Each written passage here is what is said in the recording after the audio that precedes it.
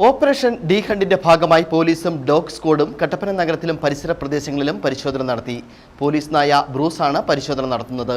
ശനിയാഴ്ച ലോഡ്ജുകളിലും ഇതര സംസ്ഥാനക്കാർ കൂടുതലായി താമസിക്കുന്ന സ്ഥലങ്ങളിലും ലയങ്ങൾ കേന്ദ്രീകരിച്ചും പരിശോധന നടന്നിരുന്നു.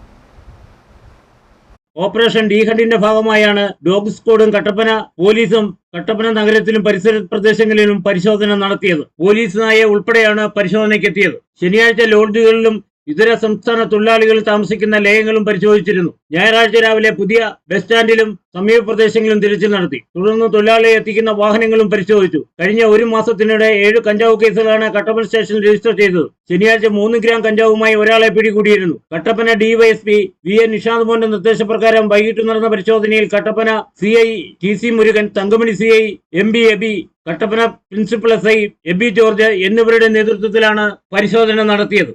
Idukki vision news, Kattappana.